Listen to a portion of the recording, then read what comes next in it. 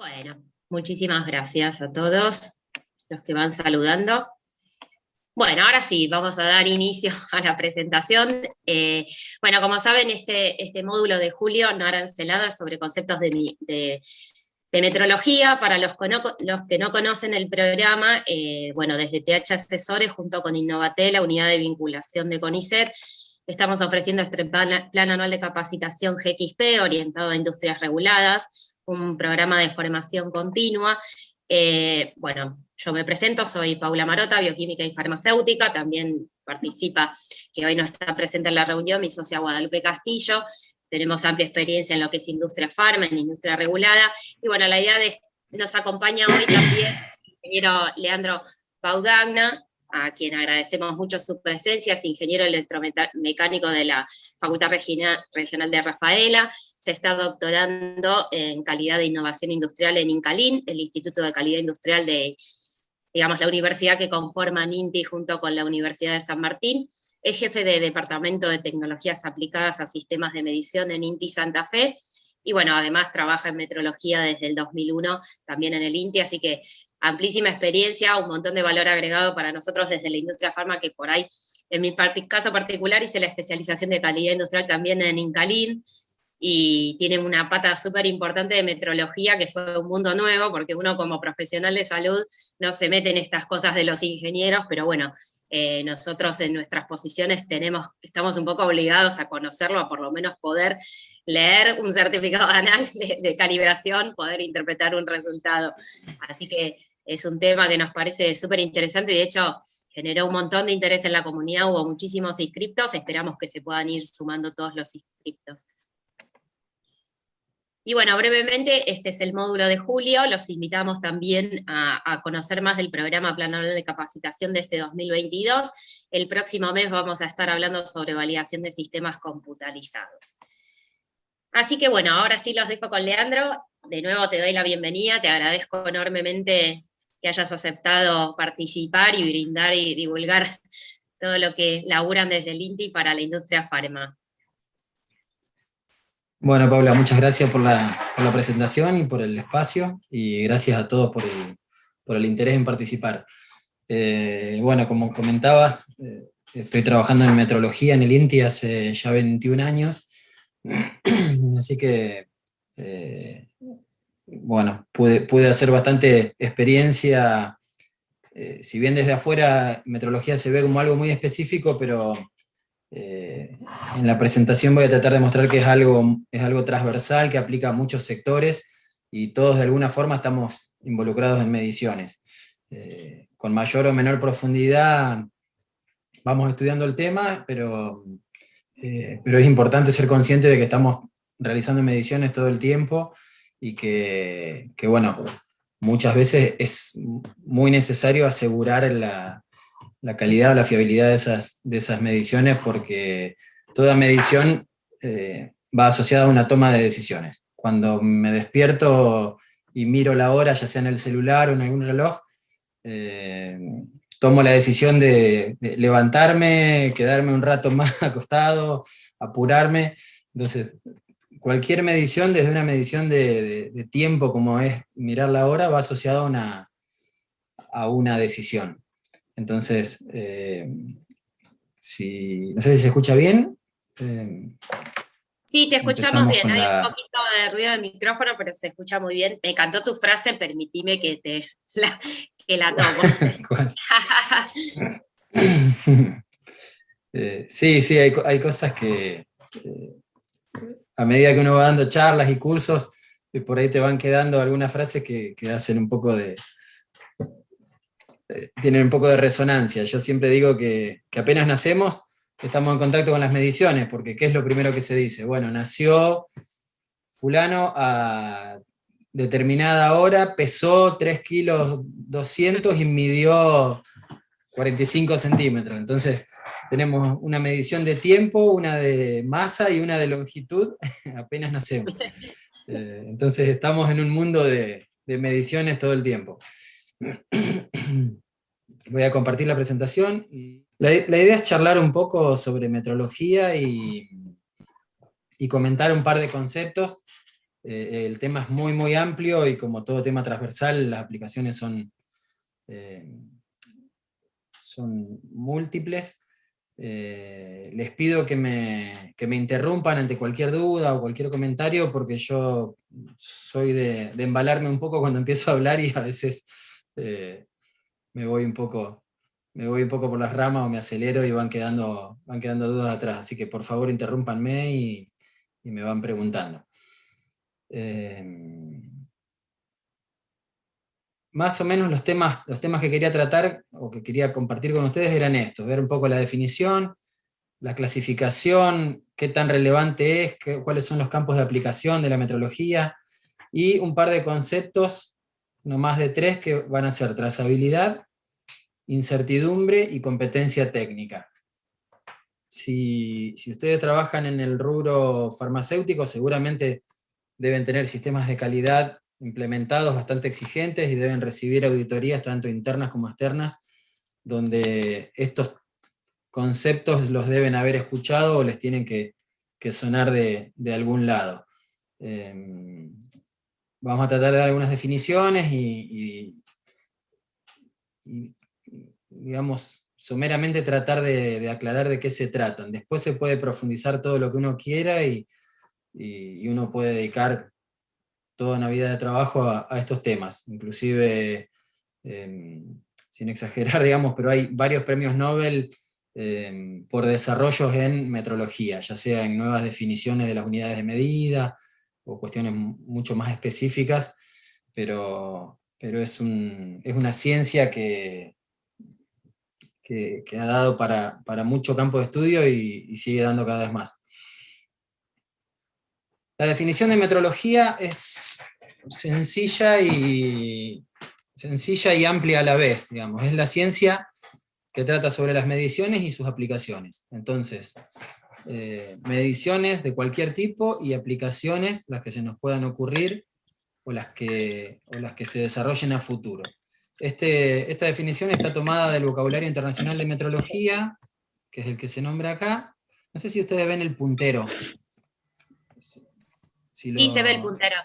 Está, porque me va a ayudar en las presentaciones. Y si quieren acceder al vocabulario internacional de metrología, acá está el link en español.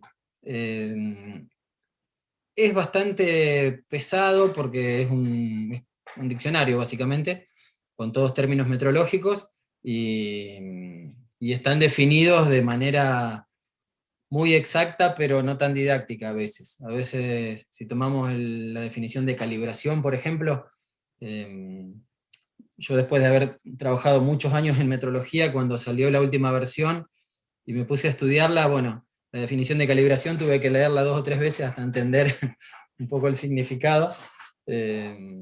Lo bueno es que son definiciones muy exactas, entonces no da lugar a dudas, digamos, o a malentendidos, pero hay que dedicarle un tiempo a la comprensión.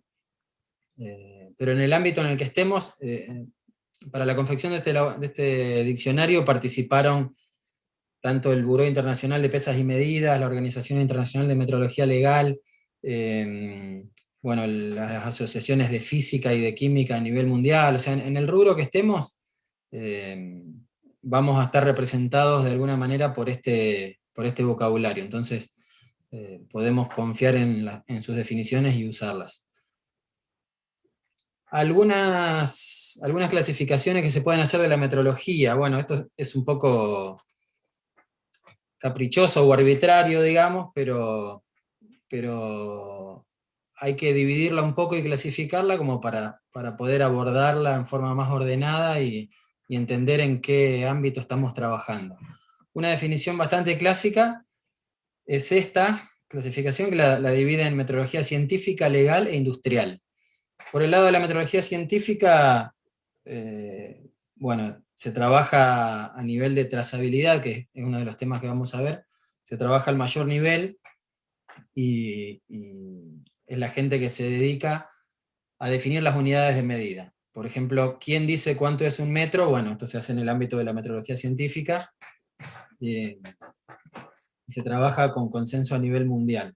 pero también hay mucho desarrollo en metrología científica para nuevos desafíos y para desarrollar mediciones cada vez más exactas, con menor incertidumbre, más globales. Entonces hay un nivel de actividad en investigación muy, muy grande históricamente, pero en los últimos tiempos es bastante vertiginoso el trabajo en investigación que hay en metrología científica. Metrología legal, por otra parte, abarca todo lo que son las mediciones en el ámbito regulado, por ejemplo, en el comercio, cuando el Estado va a aplicar algún tipo de control, por ejemplo, y estas tienen que estar reglamentadas. Aplica sobre instrumentos y sobre mediciones que estén regulados. Esto es crítico, digamos, este término de reglamentado, porque si no hay una reglamentación, no estamos dentro del ámbito de la metrología legal. ¿Y qué define que haya una reglamentación? Bueno, que son controles o son verificaciones que se hacen en un campo obligatorio y no voluntario. Yo, si tengo una empresa y hago mediciones con una regla, bueno, decido yo si quiero esa regla calibrarla o qué tipo de regla voy a usar, o todas las cuestiones las puedo decidir en base a un sistema de calidad que yo adopto en forma voluntaria, pero si estoy comerciando, por ejemplo, por masa, si vendo algo por kilo, esa balanza tiene que estar verificada y estoy en el marco regulatorio, que es el de la ley 19.511, que se aplicó en el año 1972, y los decretos reglamentarios que fueron surgiendo en forma posterior. Por ejemplo, la reglamentación de balanzas es del año 80, entonces esa reglamentación me dice cuáles son todos los requisitos que tiene que cumplir una balanza, qué controles tengo que aplicarle y cómo asegurar el correcto funcionamiento en el campo regulado. Y otra rama de la metrología es la metrología industrial, que esto concierne a todas las actividades que me definen un sistema de gestión de calidad o un sistema de gestión de las mediciones, donde tengo que asegurar, por una cuestión de requisitos del producto o del proceso, tengo que asegurar que esas mediciones sean correctas. Pero se trabaja, si bien puedo trabajar bajo normas y estar certificado o acreditado, y voy a recibir auditorías y tengo que cumplir con ciertos requisitos, no deja de ser un ámbito voluntario. Digamos, no estoy obligado a trabajar bajo esos sistemas. Entonces esta es una primera clasificación. Después un poco en el ámbito de en lo que refiere a los ámbitos de aplicación, acá voy a dar varios ejemplos. Por ejemplo, en lo que es salud humana, es fundamental tener mediciones confiables. La mayoría de los diagnósticos surgen de mediciones, ya sea de un análisis de laboratorio, de una resonancia nuclear. Entonces, para tener un buen diagnóstico necesito tener mediciones confiables. Inclusive para aplicar tratamientos también necesito tener mediciones confiables para asegurar que estoy aplicando las dosis adecuadas o estoy aplicando en forma correcta esos tratamientos. Esto, por ejemplo, es una imagen de una resonancia nuclear magnética, y este gráfico que está abajo a la derecha es la dosis de radiación aplicado a cada órgano dentro de la cabeza. Digamos, esto es un tratamiento de radioterapia. Entonces, no voy a profundizar demasiado, pero esta línea roja que se ve acá vertical es la radiación aplicada a la zona esta, lo que se llama el nicho digamos, donde estaba el tumor, donde quieren aplicar la radiación. Entonces hay que aplicar la radiación máxima, y el resto se trata de aplicar la menor radiación posible, y se refiere a los ojos, el oído, por ejemplo, el cerebro sano. Es un tema que es muy específico, y quizás nos cueste entender que acá hay metrología, pero es un tema bastante crítico. De hecho, este cerebro es mío, así que es por un problema de salud que tuve el año pasado, y bueno, como estoy en el tema de metrología y podía hablar con los técnicos, y bueno, me involucré bastante en las mediciones que implicaba, y de hecho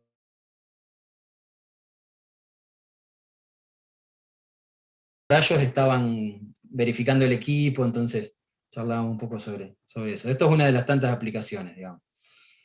En el ámbito de la energía, bueno, siempre es crítico el tema de la energía, pero ahora sobre todo en el mundo hay una cuestión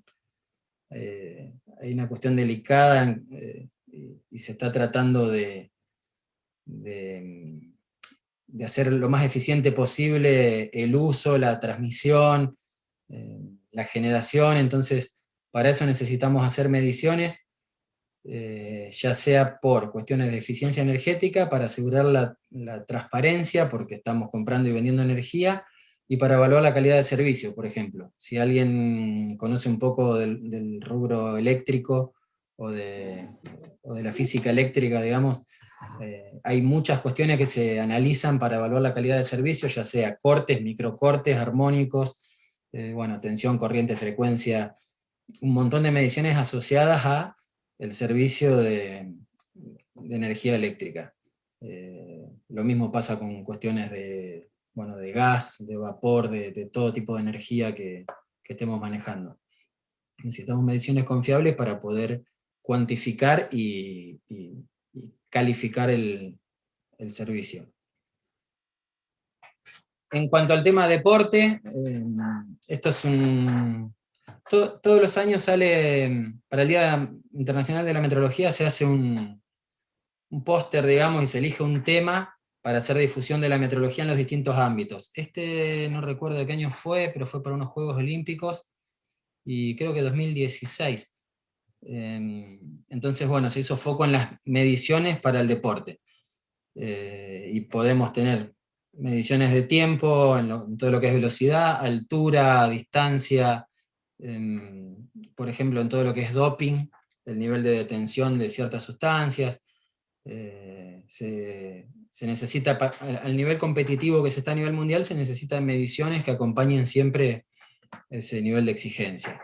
Esto es un poco anecdótico, pero es una imagen de los Juegos Olímpicos de 1932, creo que eran, no sé si son 100 metros llanos, y había 30 corredores, entonces había 30 cronometradores, o sea, 30 personas con cronómetro tomando el tiempo de cada uno de los corredores. Imagínense que de esto no se puede dejar evidencia o documentación respaldatoria, ahí es el momento en el que apretó el pulsador cada uno de estas personas. En los Juegos Olímpicos de Río 2016 se aplicó esta cámara que tomaba 10.000 cuadros por segundo. Entonces, obviamente que se define con muchísima mayor exactitud, se puede dejar evidencia y registro, en este caso con imágenes de la llegada, por ejemplo, en esta disciplina. Sigo con algunos ejemplos. El más común para el ámbito en el que estamos nosotros, en el INTI, por ejemplo, que es todo lo que tiene que ver con tolerancias fijadas en la producción. Si no cumplo con esas tolerancias, voy a tener muchos rechazos de piezas, voy a tener retrabajos, inclusive puedo perder contratos con clientes. Acá en Rafaela tenemos 2 fabricantes de válvulas y están entregando válvulas en el mercado global, y la tolerancia que tienen, más allá de las tolerancias individuales de cada cota, pero el nivel de aceptación que tienen de defectos es 0. Ellos trabajan con una filosofía de defecto 0, no pueden entregar una sola pieza que esté fuera de tolerancia. Entonces, imagínense que el sistema de mediciones digamos, tiene mucha importancia, y es algo crítico para ellos. Esto tiene que ver con una cuestión de capacidad de ensamblaje. En un mundo globalizado como en el que estamos, para armar un auto, por ejemplo, vienen piezas de todas partes del mundo y esas piezas tienen que ensamblar. No podemos recibir piezas del otro lado del mundo y que cuando llegamos no se ensamblan. Esto pasó, creo que fue en la Primera Guerra Mundial, donde se empezó a normalizar el tema de los patrones y las mediciones dimensionales, porque en el frente de batalla solían tener a lo mejor 20 fusiles que no funcionaban, y con los 20 fusiles no podían armar uno porque no se podían ensamblar, se trabajaba en forma artesanal, entonces las piezas se hacían a medida y después no había intercambiabilidad. Otro ejemplo de aplicación de mediciones a un nivel muy alto es en cuantificar el impacto que tienen nuestras actividades en el medio ambiente, y acá tuvimos un par de ejemplos. Por ejemplo, cuando estuvo todo este conflicto con la papelera Botnia en Uruguay, bueno, lo que se acordó es decir, bueno, que empiece a trabajar la papelera, pero vamos a medir el impacto ambiental que tenga sobre el río. Y lo primero que tuvieron que hacer el INTI de Argentina y el LATU, que es el organismo de Uruguay, lo primero que hicieron fue ponerse de acuerdo en cómo se iban a tomar las muestras, cómo se iban a medir, qué métodos se iban a utilizar, como para poder llegar a un acuerdo y entre los dos decir si se estaba contaminando o no se estaba contaminando el río. Porque lo que podía pasar era que cada uno mida a su manera y después no haya consenso sobre los resultados de las mediciones. Y otro ejemplo que solemos dar es el tema del calentamiento global, que ahora se llama más cambio climático. Pero ¿por qué es tan difícil definir si el mundo se está calentando o no? Bueno, el tema es que son mediciones tomadas en plazos muy largos de tiempo, se necesita bastante exactitud, porque estamos hablando a nivel de décimas de grados Celsius, y hay que promediar de alguna manera la cuestión estacional y la cuestión espacial. En cuántos lugares del mundo vamos a medir, en qué épocas del año, si vamos a promediar todo el año, cómo se va a tomar, y con qué exactitud. Si queremos definir décimas de grado, tenemos que medir al nivel probablemente de la centésima. Y todo esto comparado con muchísimo tiempo atrás, entonces hace 100 o 200 años, si bien existían las mediciones de temperatura, pero no se podía medir con la exactitud que se mide hoy. Entonces son temas en los que hay mucha investigación y mucho desarrollo en algo que puede resultar tan sencillo como una medición de temperatura. Bueno, un tema más reciente, con la pandemia de COVID, cuando se empezaron a tomar mediciones con los termómetros infrarrojos, lo típico era que ibas al supermercado, te medían y te daba 32 grados. Entonces no podrías estar prácticamente vivo con esa temperatura corporal. Entonces siempre, si bien son las mismas magnitudes y son cuestiones que parecen sencillas, pero bueno, hay muchas cuestiones. Cuando entramos en los procedimientos y en los principios de medición, hay muchísimos temas a tratar y a desarrollar. Otro ejemplo, y vamos terminando, cuando el Estado aplica algún tipo de regulación, el Estado o el ente que sea aplica algún tipo de regulación en el que intervienen mediciones. Una típica es el control de alcoholemia, donde se mide con un etilómetro. Ese etilómetro tiene que estar verificado, los niveles de incertidumbre que se manejan o de exactitud del aparato que se manejan tienen que ser acordes a las tolerancias que voy a tener. Ahora se está hablando de tolerancia cero, entonces hay toda una discusión si realmente se puede medir un cero y se puede asegurar un cero. Así que son cuestiones que atañen directamente a la metrología. Bueno, esto me gustaría que, no sé si puede abrir el micrófono el que quiera participar, o los tenés o quieren comentar, pero sí, me gustaría que participen para que no sea un monólogo, porque si no me termino aburriendo yo, y si yo me aburro, me imagino que ustedes se deben aburrir el doble. Así que supongamos que tenemos que fabricar esta... No, pero recién empezamos. Aclaro a los participantes que el que quiera desmutearse puede hacerlo. Ah, bueno, bárbaro, perfecto. Imaginen esta situación, que tenemos que fabricar esta piecita del material que sea, y nos envían este plano. Bueno, ¿lo podemos medir o no?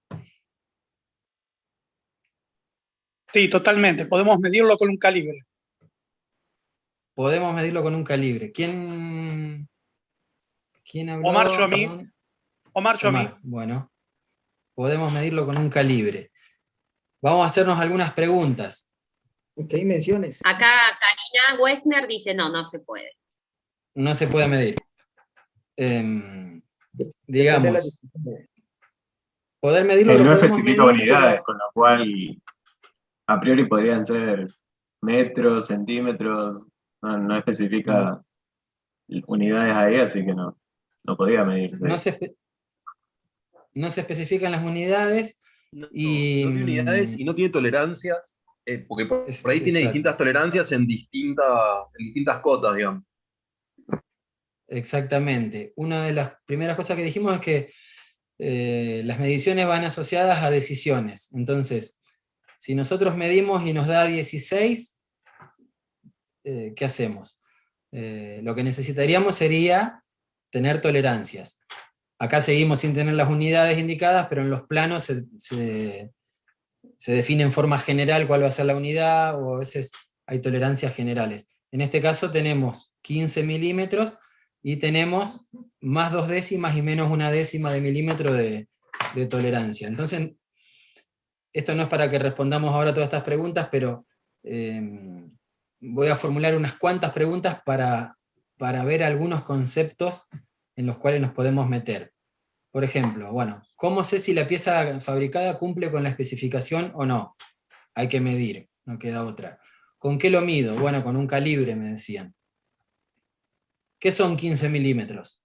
¿Alguien se anima a definir qué son 15 milímetros?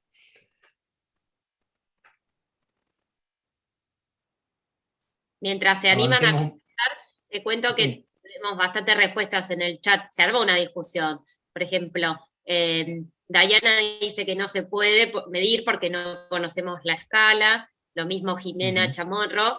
Pero Leonardo Pérez dice sí que se puede medir, pero le responde, pero no sabemos cuál es la unidad. O sea, como que se puede medir, pero no sabemos la unidad. Se generó un mini debate en el chat. Si se Bueno. puede, no sé. Son preguntas que voy planteando, digamos, pero no vamos a responder ahora porque si no, sí que estaríamos un par de días.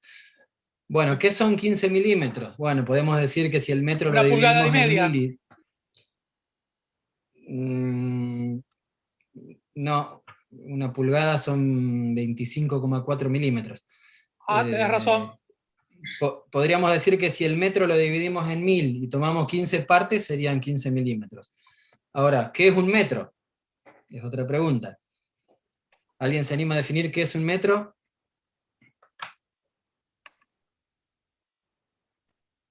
Vamos a dejarlo en el aire por ahora. Es un patrón acordado. Es un patrón acordado, digamos, sí. Mediante acuerdo se dice, bueno, más o menos esto es un metro. Después eso hay que materializarlo, mantenerlo y difundirlo, digamos. Diseminarlo es la palabra. Bueno, otra cuestión.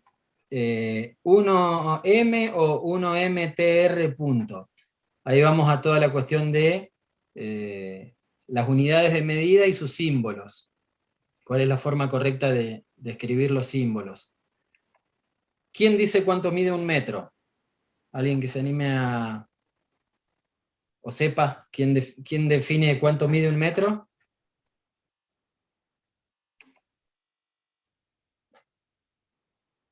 Ahí yo nombré varias veces la palabra acuerdo. Esto a nivel internacional, todos los países están representados en el sistema Comité Internacional de métrico, Pesas algo y así. Medidas. Claro, se define, el Comité Internacional de Pesas y Medidas define el Sistema Internacional de Unidades, o sistema métrico también se conoce, o sistema decimal se le dice, donde se define cuánto es un metro. Históricamente lo que nos enseñaron en la escuela es que era una barra que medía un metro, entonces todos se iban a comparar con eso.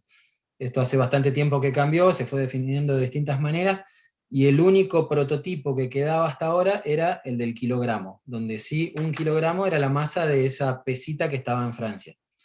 Hace 3 o 4 años que cambió y se redefinió el kilogramo. Bueno, ¿cómo demuestro que la unidad de longitud de mi instrumento es igual a la que se definió internacionalmente? Yo lo mido con un calibre y estoy usando una unidad de longitud. ¿Cómo demuestro que esa unidad es la misma que está definida en Francia, pongámosle? Alguien lo tiene que ¿Cómo hago certificar. Un ente certificador. ¿Cómo hago para demostrar que ese instrumento en particular mide o está de acuerdo a esa unidad? Acá lo que dicen en el chat, Cristian, es que hay tantas respuestas que no llega a verlas, que el elemento tiene que estar calibrado por un ente que lo certifique. Acá A Jimena través de Chacón calibración. dice, por comparación con un patrón. Lo mismo dice Exacto. Brecha, por patrones. Y Ayelen, tiene que ser trazable a un patrón. Exacto. Eso es uno de los conceptos que vamos a ver, que es el de trazabilidad. Bueno, ¿qué confianza puedo tener en la medición? ¿Cuánto confío que ese instrumento está midiendo bien? ¿Cómo le llamo a la confianza a las mediciones? Yo digo, bueno, tengo un clásico de taller metalúrgico. Lo mido con un calibre que tengo en el torno, y si hay una duda, vamos a la oficina del jefe, que ahí tiene en su cajón un calibre impecable, normalmente digital, y se mide con ese, y a ese se le tiene más confianza. ¿Por qué se le tiene más confianza? ¿Cómo se le llama la confianza en las mediciones? Eso viene asociado al concepto de incertidumbre de medición o de calibración. Bueno, ¿cómo sé si el instrumento es apto para esa medición o no? Y si lo mido con un instrumento mejor, ¿qué pasa? ¿Hace falta medirlo con un instrumento mejor o no? ¿O es suficiente con el que tengo? Normalmente un instrumento mejor es más caro, necesita de otras condiciones ambientales para la medición, necesita de un operador más entrenado. La calibración de ese instrumento suele ser más costosa también y más complicada, entonces hay que medir con un instrumento acorde a las necesidades. ¿Cómo se llama un instrumento mejor? Bueno, ¿cómo lo especifico? Y así nos podemos hacer un montón de preguntas cada una responde a un concepto de metrología. Vamos a ir avanzando un poco. Bueno, algunas aplicaciones, la metrología en la era digital. Se está trabajando mucho últimamente en lo que es transformación digital, industria 4.0, y nosotros en el INTI estamos acompañando algunas iniciativas a nivel global y tratando de desarrollar una metrología, así como está la industria 4.0, se necesita una metrología 4.0 para acompañar. Entonces estamos trabajando en varios proyectos en ese sentido. Una de las iniciativas viene del Sistema Interamericano de Metrología, que interviene toda América, desde Canadá hasta nosotros. Todos los países de América están representados en el Sistema Interamericano de Metrología, y estamos trabajando en un grupo que se llama Metrología para la Transformación Digital. Tuvimos una conferencia, un congreso virtual el año pasado, donde se presentaron una veintena más o menos de trabajos, y la mayoría esto está apoyado por el PTB, que sería como el INTI de Alemania, pero se está trabajando mucho como para las soluciones que se encuentren o las decisiones que se tomen, que ya estén acordadas desde el inicio, y no tener que después volver atrás, como pasa, por ejemplo, cuando hablábamos de los sistemas de unidades, cuando en el mundo no había tanta comunicación y el mundo no estaba globalizado, cada uno fue desarrollando sus sistemas de medidas, y después cuando se empezó a abrir el mundo y a comerciar entre distintos países o distintas regiones, empezó a haber conflictos con las unidades de medida. Todavía Estados Unidos todavía está usando el sistema imperial, entonces hay que hacer conversiones y eso trae un montón de problemas. La idea con la metrología para la industria 4.0 es trabajar de forma coordinada y consensuada para no tener esos problemas. De hecho, una de las tecnologías habilitadoras para metrología 4.0 es la impresión 3D, y mi tesis de doctorado es acerca de metrología para manufactura aditiva de metales, que es un tema bastante bastante complejo y hay mucho desarrollo, mucha investigación en ese sentido. Bueno, mediciones para la salud, esto en el 2018 y 2019 se trabajó muy fuerte en redefinir el sistema internacional de unidades. Lo que se buscó fue referirlo a constantes universales, para que no tenga que, como en el caso de la pesita del kilogramo patrón internacional, todo el mundo tenía que enviar sus patrones a compararlos a Francia para tener una trazabilidad. En las otras unidades yo puedo, mediante ciertos experimentos y ciertos principios físicos, reproducir el patrón, el patrón de la unidad que yo quiera. Por ejemplo, el metro, no existe más el metro patrón internacional, sino que cada país puede tener su patrón nacional y no necesita tener una trazabilidad superior. Entonces se trató de que cada unidad responda a una constante universal, como la velocidad de la luz, por ejemplo. Esto, bueno, más allá de las comparaciones a nivel mundial, cuando transferimos, cuando superamos los límites de nuestro mundo, por ejemplo, en lo que son mediciones, o pensando el día de mañana no sé, por ejemplo, poblar Marte, podemos reproducir las unidades de medida en otro planeta inclusive, y que sea exactamente igual a las unidades de medida que tenemos acá. Esto parece un poco de ciencia ficción, pero siempre se trabaja pensando a futuro y en forma universal. Bueno, mediciones en la vida cotidiana. Todos los meses recibimos la factura del gas, de la luz, del agua, o vamos a una guardia médica o a un control médico y nos toman la presión arterial. Cuando manejamos el auto hacemos permanentemente mediciones de velocidad, o nos pueden controlar a nosotros la velocidad y nos pueden multar. Esto es un ejemplo de que las mediciones están en lo cotidiano para cualquier persona común. Bueno, hasta acá, si bien fue muy introductorio y hasta anecdótico, digamos, pero no sé si hay alguna duda, o si quieren después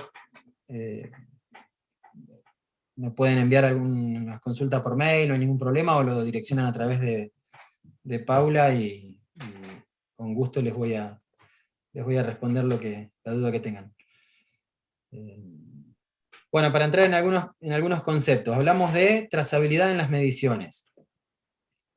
La palabra trazabilidad no hay que confundirla, sobre todo ustedes que trabajan mucho con sistemas de calidad y con productos, no hay que confundirla con trazabilidad del producto.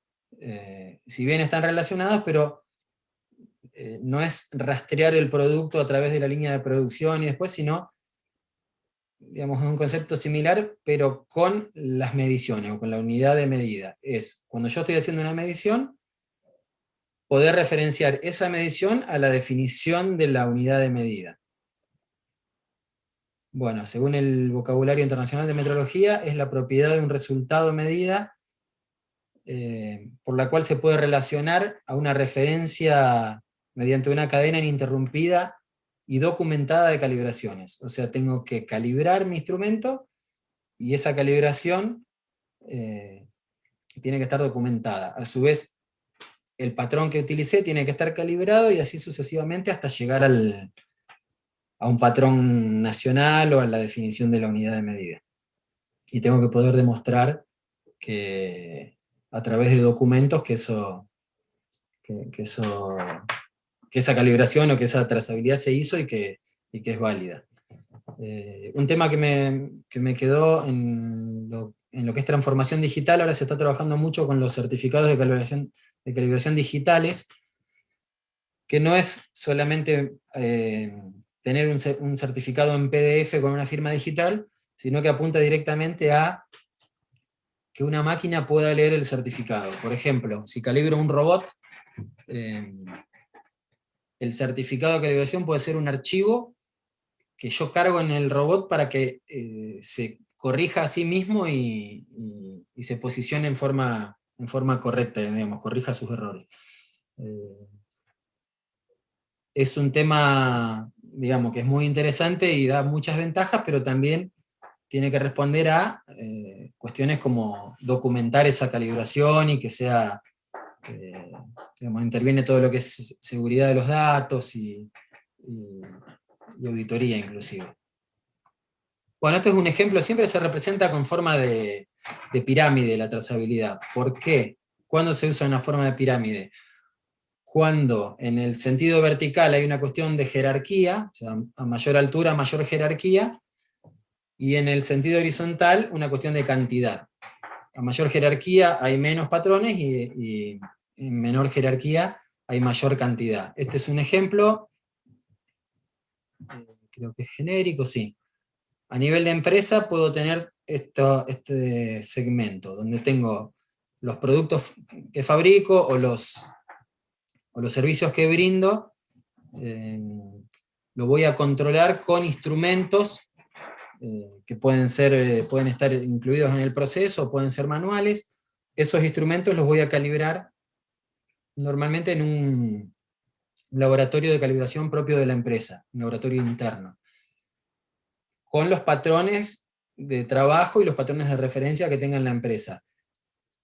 Pero de ahí para arriba tengo que demostrar una trazabilidad, entonces mis patrones de referencia los voy a tener que mandar a calibrar a un laboratorio acreditado, y ese laboratorio a su vez va a mandar a calibrar sus patrones, por ejemplo, al INTI. Entonces se llega a una trazabilidad a nivel de patrones nacionales. Y a su vez el INTI, antiguamente, digamos, tenía que mandar sus patrones al Buró Internacional de Pesas y Medidas para compararlo con los patrones internacionales. Hoy en día eso ya no existe, pero sí se participa de comparaciones, digamos. Cada uno puede definir su propio patrón nacional, o sea, cada país puede definir su propio patrón nacional, pero compara sus mediciones con otros países del mundo, entonces es una forma también de asegurarnos que estamos haciendo las cosas bien y que nuestras mediciones son compatibles con los otros países del mundo, y todo eso lo coordina y lo define el Buró Internacional de Pesas y Medidas, que sigue participando en Francia. Está representado prácticamente todos los países del mundo, pero los miembros permanentes somos 18 países. Somos, digo, porque Argentina, desde que se formó en 1875, Argentina participa y es uno de los países que tienen un representante, una persona participando allá. Bueno, ¿se animan a poner esta pirámide de trazabilidad en un ejemplo de determinación de masa? ¿Qué pesan habitualmente ustedes en sus trabajos, digamos? Acá Gustavo dice materia prima. MP es materia, ¿estás queriendo decir materia prima? Sí, materia prima. Estándares, bueno, entonces, también. A nivel de productos, digamos, estaríamos pesando materia prima, y esa materia prima, ¿con qué lo pesan? Con una balanza. Esa balanza, a su vez, ¿cómo aseguran que está pesando bien?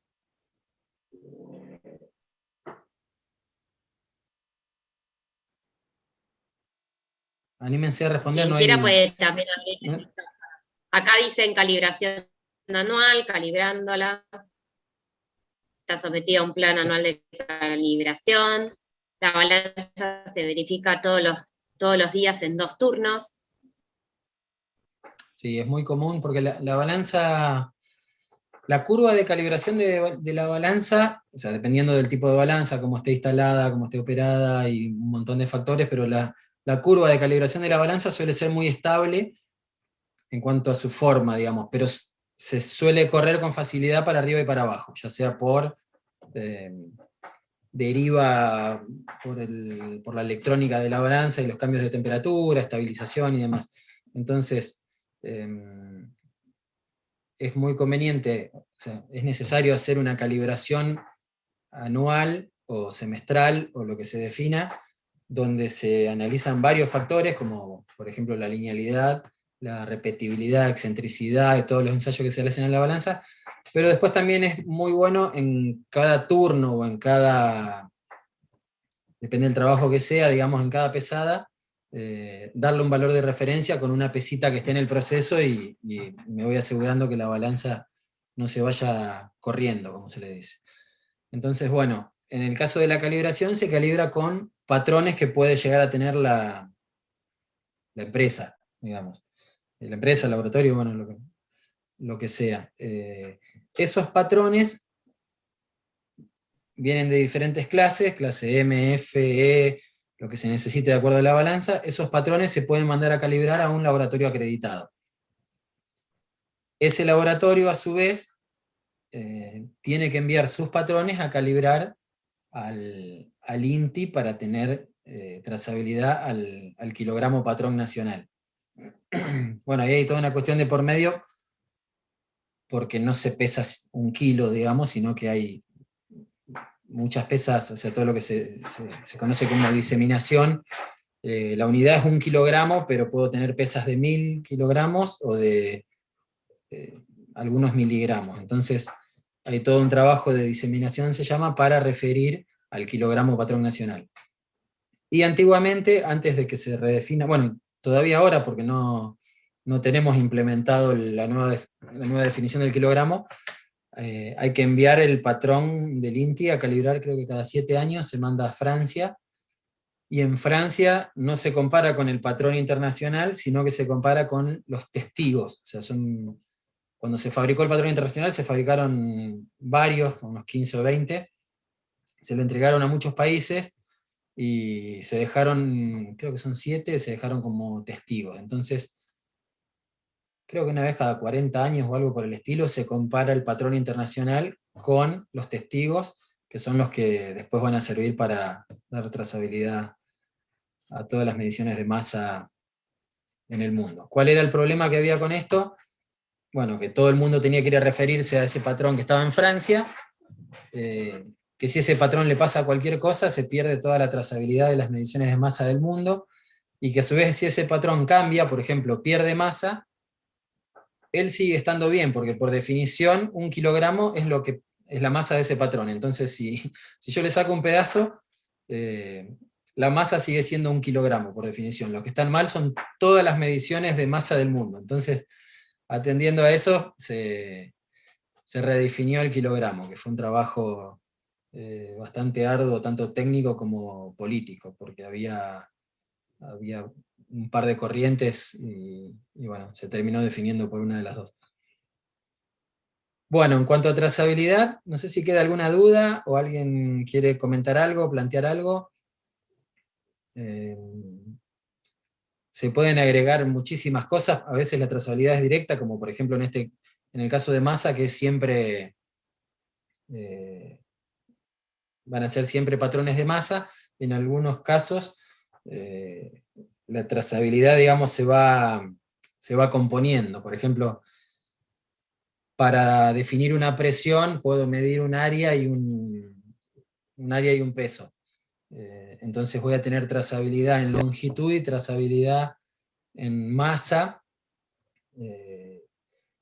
y de esa manera demuestro mi trazabilidad a la unidad de presión que yo estoy reproduciendo. Pero bueno, son todos casos particulares. Por ejemplo, volumen, ustedes estarán bastante familiarizados con las micropipetas, o cualquier instrumento que mida volumen. Digamos, volumen es longitud al cubo, si lo definimos por las unidades de medida, pero no está definida la trazabilidad de esa manera, sino que se hace en forma gravimétrica. O sea, las mediciones de volumen están referidas a la masa de agua destilada normalmente que el instrumento entrega. Entonces termina siendo una trazabilidad a masa, bueno, masa, temperatura del líquido, temperatura ambiente, presión atmosférica, humedad, y muchas variables que entran en la calibración. Bueno, avanzando un poco, ya... Pero te interrumpo un segundo porque acá una pregunta que hacen, Eugenia, es dónde se pueden comprar patrones. Y mismo algunos participantes le comentan algunos proveedores como Dolce Hermanos, Mettler de origen suizo. Bueno, para aclarar que los patrones en realidad hay proveedores que los venden y uno puede o bien comprarlos, depende del tipo de patrón, es válido comprarlo ya con la calibración realizada en un organismo certificado, en un laboratorio acreditado, o puede uno comprarlo y mandarlo justamente a calibrar a un organismo o laboratorio acreditado. Exactamente, esa es la respuesta, sí. Se pueden comprar tanto en el país como en el exterior, se pueden comprar patrones, instrumentos, hay de distintas calidades, hay que definir qué clase de patrón se necesita. Por ejemplo, si es una balanza clase 1, una balanza de precisión, voy a necesitar pesas, lo más probable es que necesite pesas clase E, digamos, entonces hay que tener muy en cuenta eso al momento de la compra. El precio obviamente que es muy diferente, y se pueden comprar. Cuidado con el certificado que traen, porque muchas veces vienen con un certificado, pero es como un certificado de inspección, no es un certificado de calibración. Ahí hay que ver la competencia técnica, que esa es la última de las definiciones que vamos a ver. Se pueden comprar con certificado de fábrica o comprarlo sin certificado y mandarlo a calibrar. Y acá otra cosa que nos preguntan es que ya hoy no se envían directamente a calibrar a INTI, ¿verdad? O sea, ahora se estila más que se envían a un laboratorio certificado frente a INTI. Sí, esta pirámide que vimos acá es un poco ideal, digamos. El INTI está acá y el INTI recibiría solamente patrones de laboratorios acreditados. Bueno, esto depende un poco del nivel de desarrollo de cada país. En INTI calibramos patrones de referencia de laboratorios acreditados, calibramos patrones de empresas, digamos, de industria, calibramos instrumentos, inclusive también hacemos mediciones. Hacemos mediciones de piezas, o sea que producto te y podría demás. mandar también directo a INTI. Sí. Buenísimo. Digamos, no sería la situación ideal por una cuestión de capacidad de respuesta, digamos, como que el Instituto Nacional de Metrología, que somos nosotros, no podríamos calibrarle a toda la industria, y por eso se establece esta cadena. Inclusive, bueno, laboratorios de referencia pueden ser laboratorios acreditados, laboratorios de la red SAC, hay algunas alternativas. Pero sí, se hace de todo un poco, inclusive nosotros fue en 2007 creo, armamos un laboratorio móvil de metrología y fuimos a recorrer todo el país haciendo mediciones y calibraciones en el lugar. Pero bueno, lo ideal es que haya una red de laboratorios que tengan competencia técnica y que puedan dar respuesta más rápida y económica a todas las necesidades de la industria. Bueno, incertidumbre de calibración. Incertidumbre de calibración. ¿Alguien se anima a dar una definición de incertidumbre?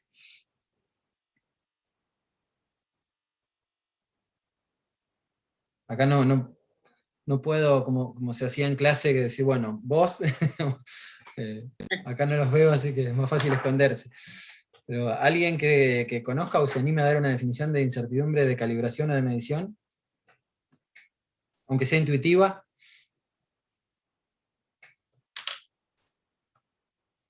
Acá nos dice Daros, toda medición va a ser igual al valor real más el error. Sí, está el valor real de la medición más un determinado error. Pero la incertidumbre va un poco por ahí, digamos, pero no es exactamente lo mismo. Ahora lo vamos a ver en forma más gráfica. La incertidumbre, esta es la definición del vocabulario internacional, es un parámetro no negativo que caracteriza la dispersión de los valores atribuidos a un mesurando, a partir de la información que se utiliza. O sea, a partir de mediciones que yo haga o el método que utilice, para tener información le voy a atribuir un valor. En realidad no es que, no sé, yo tengo este vaso, no es que mide 120 milímetros de alto, sino que yo al medirlo le atribuyo ese valor. Si lo mido con un instrumento mejor, seguramente voy a tener más decimales, y si lo mido con otro instrumento voy a tener más decimales. Entonces, ¿cuánto mide realmente? No lo sé, digamos. Normalmente es un valor que no se puede definir, o inclusive ni siquiera existe muchas veces. Por ejemplo, la definición de temperatura, o sea, la temperatura es una expresión de la energía cinética de los átomos y moléculas de un determinado elemento. Entonces, no tienen todos la misma energía cinética. Yo, si mido temperatura, voy a medir más o menos un promedio, pero si me pongo a medir cada vez más finito, tendría que terminar midiendo la temperatura de un átomo. Entonces, son valores que uno idealiza y atribuye, pero y son útiles, digamos, para el uso que yo le quiero dar, pero muchas veces ni siquiera existe. Pero en forma intuitiva podemos decir que incertidumbre significa duda. Incertidumbre de calibración o incertidumbre de medición es duda acerca del resultado de una calibración o una medición. Ahora, ¿a qué se debe esa duda? ¿Por qué si lo estoy midiendo tengo dudas? Bueno, hay varias fuentes. Este grafiquito más o menos me da un esquema, digamos. El mesurando se le llama a lo que yo estoy midiendo, a lo que yo estoy queriendo medir. Por ejemplo, tengo este fibrón. El mesurando un mesurando puede ser el diámetro de este fibrón, otro puede ser la longitud, otro puede ser el color, la temperatura, el peso. Entonces, defino el mesurando, tengo, ese mesurando puede tener una variabilidad propia. Por ejemplo, si digo el diámetro, bueno, pero no es lo mismo el diámetro en esta sección que en esta, y si lo giro 90 grados, probablemente también varíe el diámetro. Entonces hay variaciones propias, a su vez está variando en función de la temperatura. Entonces hay variaciones propias del mesurando que ya van a afectar al resultado de medición. Tengo los medios de medición, si lo voy a medir con un calibre, todos los errores atribuibles a ese calibre, la fuerza que yo hago para medir, un montón de factores externos que van a estar afectando también al resultado de medición, y me van a dar toda una serie de errores. Esos errores van a tener, además de distintas fuentes, van a tener distinto comportamiento, y los puedo clasificar como errores sistemáticos y errores aleatorios. Entonces, por ejemplo, el efecto de la temperatura es un efecto sistemático. Yo sé que en determinados materiales, a mayor temperatura, mayor longitud. Entonces puedo llegar a sistematizarlo, si me interesa, digamos, si es que vale la pena, puedo sistematizarlo y corregirlo. La fuerza de medición, por ejemplo, a través de la ley de Hooke, o digamos, en la cuestión de esfuerzo de formación, también puedo caracterizar cómo afecta y lo puedo corregir. Esos son todos efectos sistemáticos. Después hay efectos que son aleatorios. Repetibilidad del instrumento, bueno, varios efectos sobre los que puede llegar a haber una causa atribuible, pero yo no la estoy controlando no la estoy midiendo, digamos. Entonces lo tomo como un efecto aleatorio y va a ir directamente a la incertidumbre como una componente aleatoria. A su vez, los efectos sistemáticos puedo corregir los que digamos, o corrijo los que puedo o los que me interesa corregir, y los que no me interesa corregir o no puedo corregir, va a ir como un efecto sistemático desconocido, que va a aportar a la incertidumbre de medición. Entonces, por un lado voy a tener un resultado de medición corregido, y por otro lado voy a tener la incertidumbre de medición que va a acompañar siempre a ese resultado. Esta incertidumbre puede ser muy chiquita o puede ser significativa en cuanto a la medida que estoy tomando. Eso se va a tener que definir en cada caso, y puede darse el caso en que no me sirva esa incertidumbre para las tolerancias que yo tengo, y voy a tener que redefinir mi sistema de medición, ya sea cambiar el instrumento, cambiar las condiciones ambientales, corregir variables de influencia. Bueno, como decía, hay componentes... sí.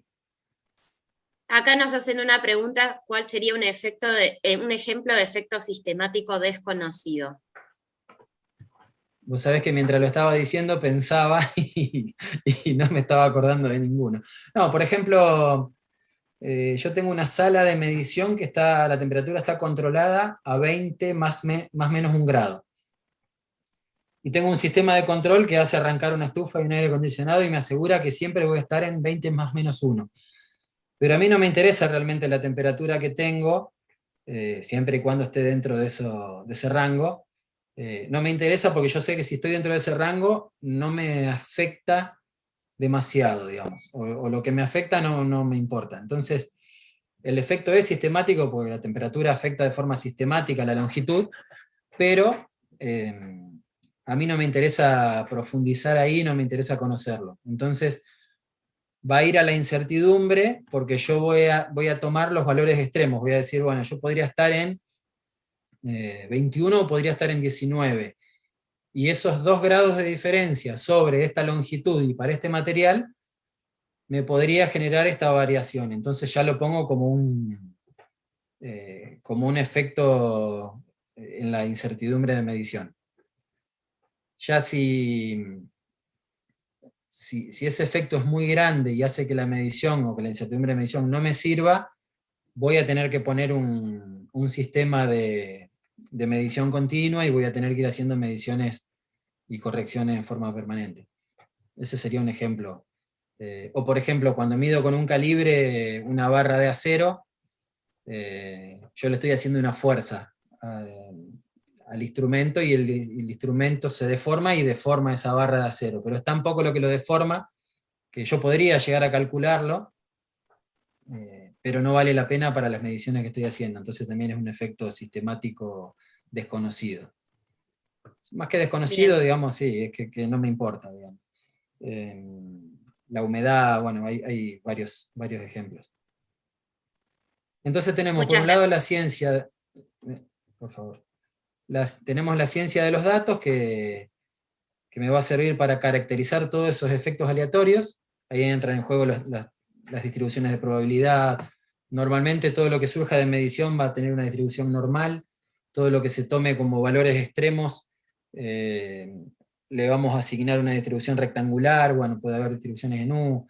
Hay toda una ciencia de los datos, que es la estadística, que es la que me va a ayudar a ponerle un número a esa duda. Pero no puede faltar la metrología, que es la ciencia de las mediciones. O sea, tengo que saber medir, tengo que conocer en la medida de lo posible los efectos sistemáticos, los principios de medición, y tengo que saber para hacer mediciones correctas. Como por ahí escuché varias veces decir, y si en lugar de hacer tanta matemática medimos bien, bueno, hay que hacer las dos cosas. O sea, hay que medir lo mejor posible y cuantificar eso que siempre se nos va a estar escapando. ¿Qué genera este efecto de la incertidumbre? Ya que siempre va a haber, lo único que no tenía incertidumbre era el kilogramo patrón, porque por definición, 1 kilo era lo que pesaba no lo que pesaba, 1 kilo era la masa que tenía esa pesa patrón. Entonces eso no tenía incertidumbre, pero cuando se comparaba después, se comparaba a otros patrones contra ese, ahí en esa comparación sí ya había una incertidumbre. Entonces, incertidumbre hay siempre. ¿Cuál es el impacto de esa incertidumbre? Si yo voy a controlar una tolerancia de un producto o de un proceso, idealmente vamos a tener esto. Una tolerancia, lo que está dentro de tolerancia son piezas buenas y lo que está fuera son piezas malas. O proceso conforme o proceso no conforme. Cuando aplicamos el concepto de incertidumbre, me genera toda esta zona de piezas dudosas o proceso dudoso. ¿Qué puede pasar? Que el resultado me dé que esté bien, pero en realidad debido a la incertidumbre yo no puedo confiar, o que el resultado me dé que esté mal, pero debido a la incertidumbre podría darse el caso que la pieza realmente esté bien. Entonces se genera toda esta zona de piezas dudosas, y se me achica el intervalo de tolerancia, y defino lo que se llama un intervalo de aceptación. ¿Qué pasa? Si lo que yo estoy produciendo, o si esta situación me genera mucho rechazo de productos, o me saca de servicio el proceso, bueno, voy a tener que invertir en un mejor sistema de medición para que esto no pase. Si la tolerancia es muy holgada y no tengo problemas, no pasa nada, digamos. Puedo usar instrumentos o puedo usar sistemas de medición no tan precisos, digamos, de alguna manera.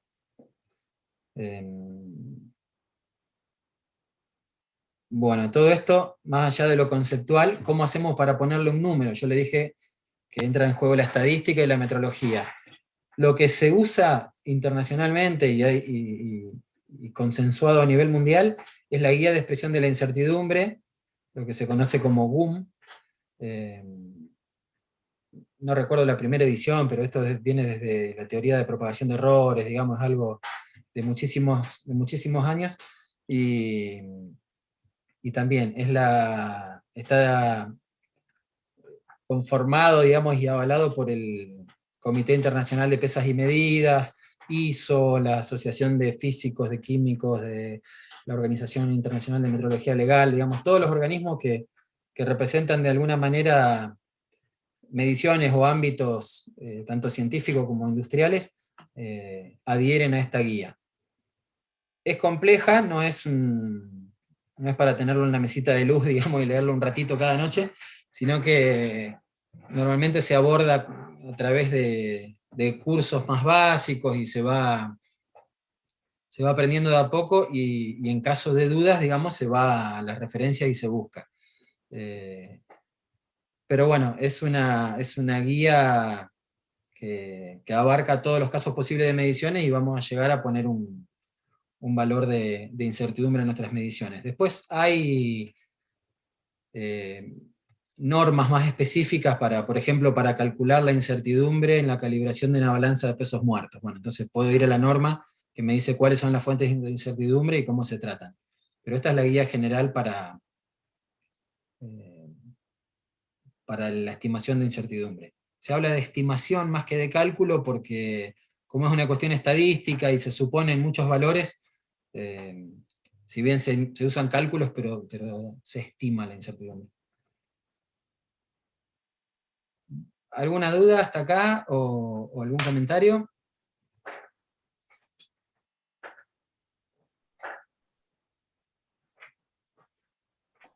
Bueno, vamos con un... Bueno, comentarios subieron ejemplo muchos, te invito a que vayas a leer el chat. Un ejemplo de incertidumbre de medición, que esto es algo propio de nuestro laboratorio acá en Rafaela y del INTI en general.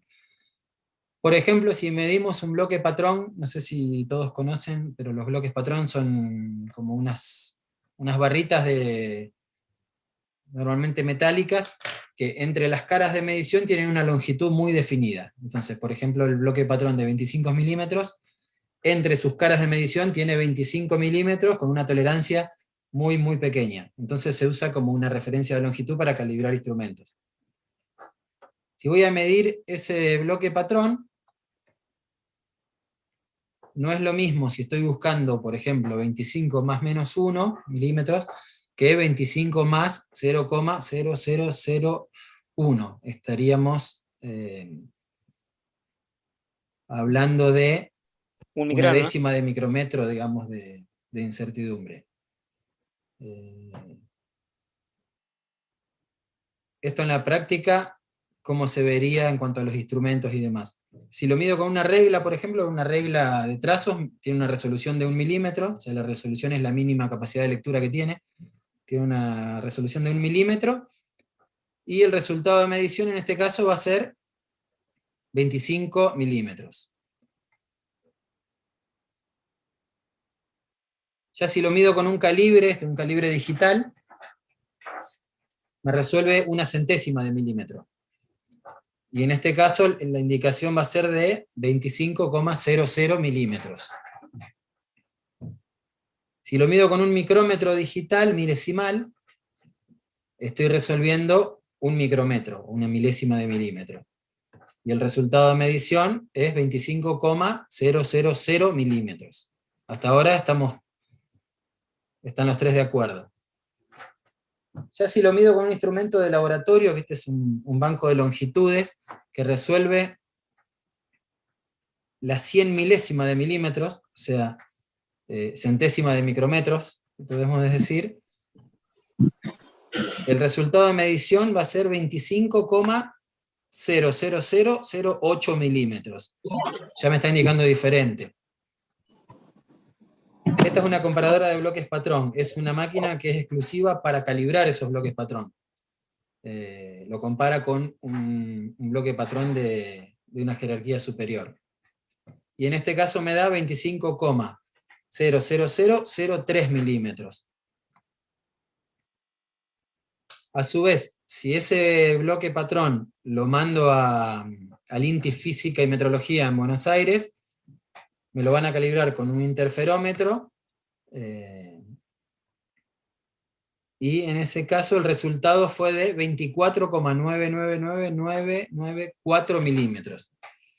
El interferómetro, bueno, no hay tiempo para explicarlo, pero trabaja con 2 láseres, entonces está trazado a la unidad de, digamos, reproduce la unidad de longitud. Es como que lo estoy comparando con el patrón nacional de longitud. De hecho, todo este aparato que se ve acá es el patrón nacional de longitud, que está en el Parque Tecnológico Miguelete, en San Martín. Y bueno, y me da ese valor. Entonces, si lo ponemos en un gráfico, acá tenemos el interferómetro láser, la comparadora de bloques, el banco de longitudes, y acá el micrómetro, el calibre y la regla. ¿Cuál está midiendo bien en este caso? Porque en todos los casos medimos el mismo bloque patrón, y el bloque patrón asumimos que tiene una longitud constante, ¿no? Tenemos estos 6 valores diferentes. ¿Cuánto mide realmente el bloque? Bueno, no hay un único valor atribuible, esto es lo que les decía antes, sino que yo cuando lo mido, yo le atribuyo un valor, entonces cada uno que lo mida le puede atribuir un valor diferente, y este intervalo de valores está definido por la incertidumbre de calibración. En este caso es el interferómetro láser. Fíjense que tenemos un valor y una bandita de incertidumbre. La incertidumbre en este caso es de 20 nanómetros. La comparadora de bloques me dio este valor con esta incertidumbre, vean que es más del doble, estamos hablando de 60 nanómetros en este caso, o sea, es el triple de la incertidumbre. El banco de longitudes, si alguien prestó atención, tenía la misma resolución, el banco de longitudes, que la comparadora. Normalmente atribuimos, es como que confiamos en el último dígito cuando medimos algo. Si medimos con un calibre centesimal, confiamos en la centésima. Si medimos con un micrómetro milesimal, confiamos en la milésima. En este caso los dos equipos tienen la misma resolución, pero uno tiene 60 nanómetros de incertidumbre y el otro tiene 300 nanómetros de incertidumbre. Fíjense la comparación de las bandas de incertidumbre. Bueno, ya si nos vamos al micrómetro, al calibre y a la regla, directamente no se alcanzan a ver las bandas de incertidumbre de los otros porque es tan grande la incertidumbre que me saca de escala el gráfico. Entonces, ¿con cuál tendríamos que haber medido el bloque patrón?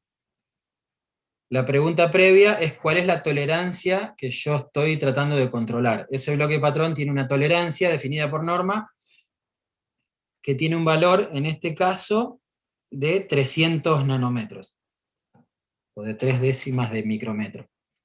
Por ahí yo trabajé siempre más bien en la parte dimensional, entonces como que uno ya tiene una jerga y se habla de nanómetros y micrómetros, y a veces enredamos un poco cuando hablamos, porque como que hacemos las conversiones mentalmente, pero digamos, acá en el tercer decimal estaría la milésima de milímetro, que es lo más conocido en la industria.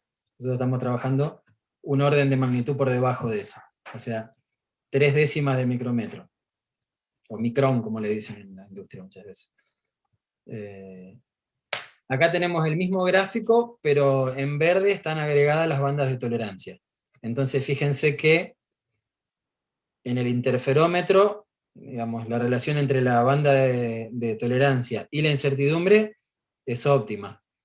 En la comparadora de bloques también tenemos una buena relación, y ya en el banco de longitudes, para que me dé bien, tiene que estar perfectamente centrado. O sea, es como que toda la tolerancia del bloque patrón yo la estoy usando para la incertidumbre. No le estoy dando nada en realidad no le estoy dando nada de tolerancia al bloque patrón. Tendría que darme cero el error para que entre justo con la tolerancia. Y bueno, directamente ya con el micrómetro, calibre y la regla no hay forma de entrar dentro de tolerancia. Entonces, volvemos a repetir el concepto de que antes de definir el sistema de medición, el instrumento y qué incertidumbre necesito conocer las tolerancias del producto, el proceso, o lo que sea. Es muy, muy, muy común que haya procedimientos donde no se define la tolerancia. Dicen, por ejemplo, bueno, la estufa de cultivo tiene que estar a 37 grados. Bueno, pero 37 más o menos ¿cuánto? Y no, 37, pero esos 37 son de seteo. Después esa estufa o el termómetro que define el seteo tiene errores, y a su vez está la uniformidad térmica de la estufa, entonces se necesita a veces una caracterización, pero lo correcto es que el procedimiento diga, bueno, 37 grados más menos 1, por ejemplo. Entonces ya sé que después voy a calibrar el sensor de la estufa y voy a necesitar tener una incertidumbre no mayor a una décima de grado, y a su vez la uniformidad o la inhomogeneidad térmica que tenga esa estufa va a tener que ser acotada también. Ahí vienen muchas veces las discusiones que a veces los ámbitos industriales, digamos, o empresariales suelen ser un poco pesados, las discusiones se tornan medias pesadas, pero son cuestiones técnicas, a veces es cuestión de entenderse o de saber hacerse entender técnicamente. Tuvimos una asistencia técnica, le dimos a una empresa de acá, bueno, no vamos a decir la empresa, pero es un rubro que todo se maneja por peso, digamos. Venden por kilos, compran por kilos, y todo su análisis lo hacen por kilo. Y de la dirección le exigían diferencias de cero, digamos, en los balances de masa y en los controles que le hacían, le exigían diferencias de cero. Cuando, bueno, nos pidieron una asistencia técnica en todo lo que es balanzas y pesas, y cuando fuimos a ver, bueno, las balanzas estaban mal seleccionadas, mal verificadas, mal instaladas, había una serie de problemas donde un kilo iba y venía como nada, digamos. Entonces dijimos, si quieren asegurar una diferencia, no va a ser nunca cero, pero diferencias muy chicas, van a tener que invertir un montón en balanzas, patrones, instalaciones y verificación. Y si no quieren invertir, van a tener que asumir que van a tener diferencias importantes, digamos. Entonces sirvió, muchas veces los que están en los mandos medios y son más bien técnicos, nos agradecen mucho las intervenciones de ese tipo, porque les damos herramientas a veces para defender su trabajo. Pero bueno, esto es para tener en cuenta que la incertidumbre siempre va a existir. Después, si esa incertidumbre nos sirve o no, es otra cuestión. Normalmente esto también son esas relaciones que uno hace, pero cuando quiero mejorar un decimal, quiero mejorar en un decimal la medición, le tengo que agregar un 0 a mi sistema de medición en cuanto a costo, digamos. Si estoy midiendo una décima de milímetro y mi sistema vale $1000, si quiero medir una centésima de milímetro, probablemente necesite un equipo que vale $10.000. Más o menos esa es una relación muy grosera, pero se suele respetar.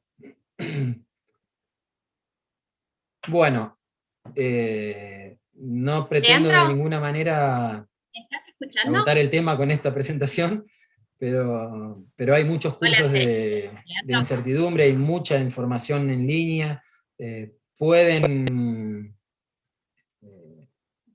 indagar un poquito en la guía de estimación de incertidumbre, nos pueden consultar en algún caso puntual. Una buena práctica también es cuando hago un balance de incertidumbre, ver cuánto pesa cada fuente de incertidumbre. Entonces, para saber qué fuente me conviene atacar. Por ejemplo, si la resolución de mi instrumento me está aportando el 70% de la incertidumbre, necesitaría un instrumento que resuelva un poco más. Si el control de temperatura es el que más está aportando, necesitaría mejorar mi control de temperatura, pero suele ser una inversión bastante considerable. Entonces es una buena práctica tener un gráfico de torta o de lo que sea que me diga cuánto pesa cada fuente de incertidumbre para saber cómo mejorar en caso de que haga falta mejorar. Leandro, Y bueno, ¿me el último escuchás? tema, en esta última media hora, no sé, ¿me están escuchando? Sí, te quería, yo si Ah, me estabas escuchando, perdón, un preguntar, momentito. porque tenemos... Ah, bien.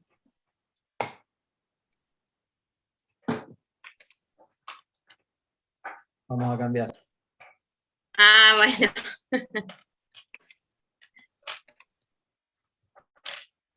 Ahora sí, ahora sí. Ah, Ahora Ahora, sí, bueno. ahora me dicen que hace una hora que estaba hablando sin nada. No, una hora no, hace un No, ratito, pero estaba así. Teníamos una consultita en el chat antes de que sí. continúes con el siguiente tema, así que por Se me eso. quedó sin batería el Bluetooth. Sí. Ya estaba a punto, igual hay una herramienta, de paso te cuento, que podemos escribir en la pantalla el chat puede Ah, escribir en la pantalla de tu presentación, está bueno. entonces solemos hacer por ahí el aviso cuando se corta el audio, porque a veces pasa. Bueno. Bueno, te transmito la pregunta de Laura, que dice, ¿qué diferencia hay entre evaluación, cálculo y estimación de incertidumbre? Se ve que hace rato que se me cortó el audio, entonces. No, lo que comentaba por ahí es que se habla de estimación de incertidumbre más que nada. O sea, se hace al valor, digamos, hay que llegar a un valor. Hay que poner el concepto de duda en un número, digamos. Entonces parece hasta contraintuitivo. Entonces a ese número se llega a través de cálculos. Pero como las distintas fuentes de incertidumbre muchas veces se asumen o se estiman, se habla de que es una estimación de incertidumbre, o que ese valor es un valor estimado. Inclusive cuando hablamos de probabilidad, asumimos una distribución de probabilidad, son conceptos más bien estadísticos y probabilísticos, entonces lo que se dice inclusive, la incertidumbre se informa con distintos niveles de cobertura. Por ejemplo, lo típico es usar un K igual a 2, que es un 95% de cobertura. Entonces digo, con un 95% de confianza puedo decir que el valor verdadero está en este rango, digamos. Entonces, por eso se habla un poco de estimación. De todos modos, digamos, no es un problema grave, digamos, hablar de cálculo o usar algún otro. Mientras la incertidumbre esté bien estimada, lo otro son cuestiones de semántica. Buenísimo. Acá te agradece Laura, le quedó claro. Bueno. Tengo una pregunta más, tengo un par de preguntas más, te digo. Sí, creo que venimos bien, porque quedan media hora y no es Bárbaro. mucho. Roberto pregunta, durante la calibración de un instrumento de medición, ¿es correcto decir que el error sistemático máximo, desvío máximo, más la incertidumbre tiene que ser menor o igual a la tolerancia? ¿Qué incertidumbre tomamos? ¿La incertidumbre de medición o la incertidumbre expandida? A ver, vamos por parte. Está bien, digamos, para asegurar que el instrumento cumple, a la tolerancia tengo que restarle el valor el semi-intervalo de incertidumbre de los dos lados, digamos, entonces tengo ahí un rango de aprobación más que un rango de tolerancia. Eso es correcto, digamos, es la forma correcta. Incertidumbre expandida es un concepto, digamos, cuando en el proceso del cálculo de incertidumbre o en el proceso de estimación de incertidumbre hay distintas etapas y y yo llego a un valor que se llama la incertidumbre combinada, que es cuando junto todas las fuentes de incertidumbre, por ejemplo, la resolución del instrumento, la incertidumbre de calibración de mi patrón y de mi instrumento, la temperatura, todo eso lo junto en un valor y tengo la incertidumbre combinada. Pero esa incertidumbre combinada tiene una cobertura del 67%, entonces es como que es poco intervalo de confianza. Lo que hay que hacer es expandir esa incertidumbre para tener lo que se llama la incertidumbre expandida y llegar al 95 o al 97%, depende del caso. Cuando achico ese intervalo de tolerancia, lo que hago es aplicar a ambos extremos la incertidumbre combinada, que normalmente es la mitad de la incertidumbre expandida. Habría que profundizar ahí bastante en el cálculo de la incertidumbre, pero esa incertidumbre combinada, si tiene una distribución de probabilidad normal, multiplicándola por 2 tengo la expandida, que tiene un 95,45% de probabilidad. Sí, bueno, para esto, para saber qué tan normal es esa distribución, hay algunas fórmulas y algunos test, digamos, pero si la combinada tiene una forma fea, digamos, y no es una normal, en lugar de multiplicar por 2 voy a tener que multiplicar por un factor un poco más grande para tener el 95% de cobertura. Ahí se usa la t-Student y otras probabilidades que se pueden usar para tener mayor cobertura, que normalmente tienen una forma de campana de Gauss, pero más achatada, digamos. Entonces tengo que agrandar más el intervalo para tener esa cobertura. No sé si responde a la pregunta, pero va por ese lado, digamos.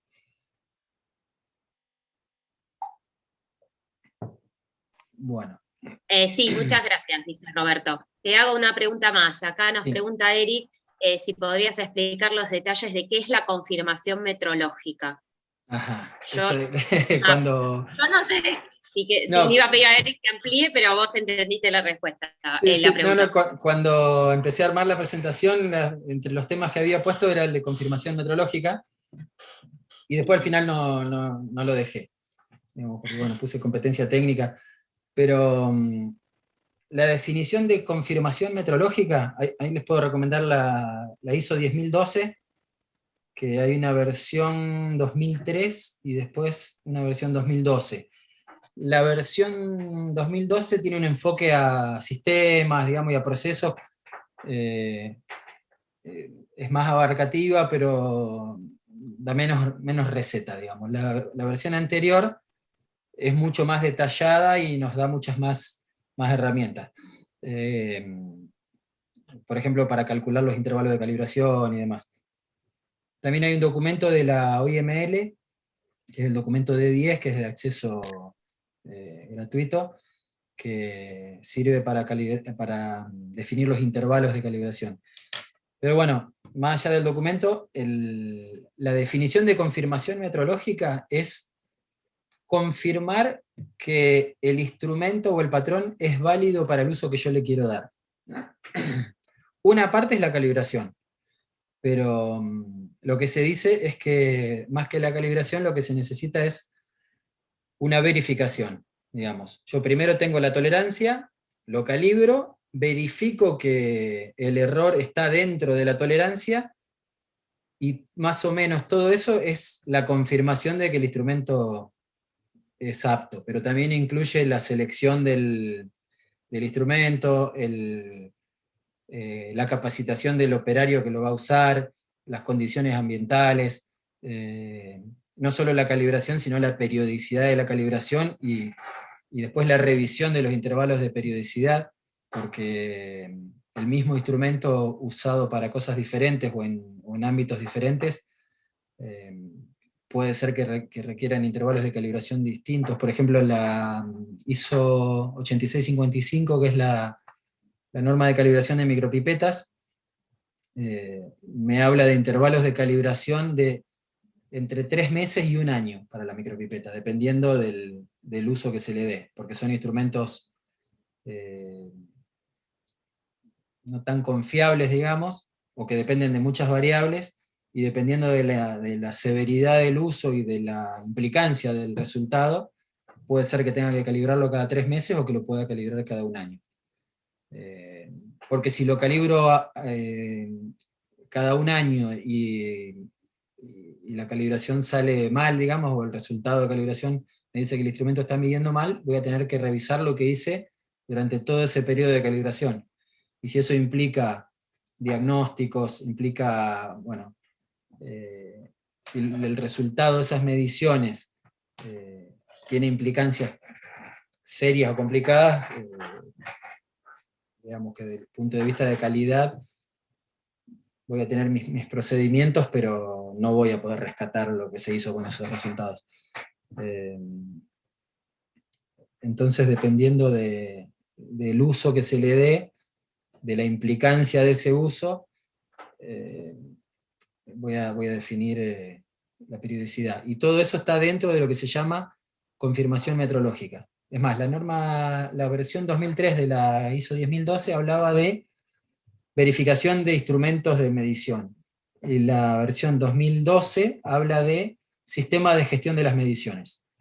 O sea, lo que me dice es que un sistema de gestión de las mediciones es un sistema que yo desarrollo y monto para asegurar que mis mediciones son correctas. Y eso implica muchas cosas más allá de la simple calibración. Entonces esa es la definición de un poco de confirmación metrológica. Ah, bien, Bueno, buenísimo, muchas gracias. Bueno, este es el último tema, y acá me quiero meter un poco con la competencia técnica de los laboratorios de calibración y ensayo. Les puede haber pasado que si tienen que mandar a calibrar un instrumento básico, un laboratorio a lo mejor le cobra 20.000 pesos y otro laboratorio le cobra 2.000. Entonces dice, bueno, ¿cómo puede ser que este me cobra 10 veces más si me está calibrando el instrumento? Bueno, hay muchas cosas que intervienen para asegurar la competencia técnica del laboratorio, que inclusive no se asegura la competencia técnica del laboratorio, sino que se acreditan las técnicas de ese laboratorio. Un laboratorio puede tener ciertas técnicas acreditadas y otras técnicas que no estén acreditadas. Entonces, bueno, hay varias formas de demostrar esa competencia técnica. ¿Qué opinan de esto? Pedir los certificados, cuando mando un instrumento a mi patrón a calibrar, pedirle las copias de los certificados que usaron para calibrar mi instrumento a mi patrón, como evidencia de trazabilidad. Esto es algo que es una práctica bastante frecuente, y nosotros en el INTI no se lo damos. No por una cuestión de que no lo tengamos, sino por una cuestión de no generar burocracia y papeleo, cuando por un lado no es necesario y por otro lado tampoco es suficiente. Con que yo te mande copia de mis patrones no estás asegurando nada. Ya respondo a la pregunta que voy a hacer más adelante, pero lo que hay que demostrar es la competencia del laboratorio y la acreditación de alguna manera de esas técnicas. La norma que se... Pregunte. Sí. Entonces, si el laboratorio está acreditado para hacerlo, ¿es necesario? Podría no serlo, si el laboratorio está acreditado. Nunca debería ser necesario. Bueno, una alternativa que algunos entes permiten es que vos mismo audites a ese, o sea, como una especie de auditoría a proveedores, que vos audites a ese laboratorio que te está brindando el servicio. Yo diría que no es lo más recomendable porque para auditar hay que tener mucha capacidad técnica. Entonces, estoy tercerizando el trabajo, pero a su vez tengo que tener esa capacidad técnica para poder irlos a auditar, digamos. Entonces no es práctico. Salvo que yo tenga un laboratorio interno que por una cuestión circunstancial esté saturado de trabajo, entonces lo derivo cierta carga de trabajo y lo puedo auditar porque tengo la capacidad de auditarlo a su vez. ¿Qué se va a usar como referencia siempre? La norma, la ISO 17025 o la IRAN 301 a nivel local. La ISO 17025 lo que me da son todos los requisitos que tiene que cumplir un laboratorio de calibración y ensayo para demostrar su competencia técnica. Esto que copio acá es parte del índice de la norma, pero fíjense que hay una versión 2017, no, corregida en 2018, sí. Antes se hablaba del punto 4 y el punto 5 en la versión anterior, que el punto 4 eran los requisitos de gestión y el punto 5 los requisitos técnicos. Bueno, en esta está un poco más mezclado, pero tengo requisitos generales, tengo requisitos relativos a la estructura del laboratorio, requisitos relativos a los recursos, requisitos del proceso de calibración o ensayo. Creo que hasta acá llega. Bueno, requisitos del sistema de gestión. Entonces, fíjense, bueno, a su vez cada punto con todos sus subítems, y uno de estos puntitos, el 6.5, es la trazabilidad metrológica. Entonces, si yo le exijo al laboratorio que me mande los certificados de calibración de sus patrones, voy a estar cumpliendo con el punto 6.5, pero no voy a estar cumpliendo con ninguno de los otros ítems que hacen a la competencia técnica de ese laboratorio de calibración y ensayo. Entonces, ¿alcanza con esto? No, de ninguna manera alcanza. Y bueno, en el INTI se tomó la decisión de no mandar, a veces, sobre todo los laboratorios privados, por una cuestión ellos no tienen un rol docente, sino que es un laboratorio que brinda servicios y lo que quiere básicamente es brindar servicio y facturar, digamos. El INTI tiene un rol un poco más docente, y entonces se tomó la postura de no dar copias de los certificados porque es una mala práctica, genera costos adicionales, trabajo adicional. En su momento había que mandarlos en papel, y no asegura nada. Y en otros países, digamos, en otros ámbitos no se exige, entonces también nos estamos poniendo nosotros mismos en desventaja, es decir, generamos un costo adicional a nuestro organismo, que nosotros tenemos que transmitirlo después a la industria, y perdemos, si bien no van a ser un 20%, digamos, pero perdemos ciertos puntos de competitividad por hacer algo que es una mala práctica. Entonces se tomó la decisión de no dar los certificados. ¿Cómo se demuestra la competencia técnica? Hay algunas alternativas. Una es en el ámbito de los institutos nacionales de metrología, como es el INTI. Se hizo un acuerdo de reconocimiento mutuo, entonces se hacen auditorías. ¿Qué pasa? En cada país el organismo que más sabe de metrología, digámoslo así, es el Instituto Nacional de Metrología. Entonces no hay un ente en el país que lo pueda auditar, porque no hay un ente con una competencia técnica superior. Entonces lo que se hizo es, entre distintos institutos de metrología de distintos países, hacer auditorías cruzadas y reconocerse mutuamente. Se hacen ensayos de interlaboratorios, se participa en comparaciones, hay comités técnicos específicos donde participan todos los países, y se hacen auditorías presenciales inclusive, para acreditar, la palabra no es acreditar, sino que es para reconocerse mutuamente la competencia técnica. Mutual Recognition Arrangement significa MRA. Que se usó la palabra arrangement y no agreement, porque para que entre Estados Unidos, si era agreement, tenía que firmarlo el presidente de la nación. Entonces, en este caso, usando la palabra arrangement, no hace falta llegar tan alto. Pero hay una base de datos, que es esta que dice KCDB, bueno, y en este sitio web pueden entrar, y ahí por país van a tener cuáles son las técnicas que están reconocidas internacionalmente. Y el INTI está, en todo lo que es calibraciones, tiende a este reconocimiento.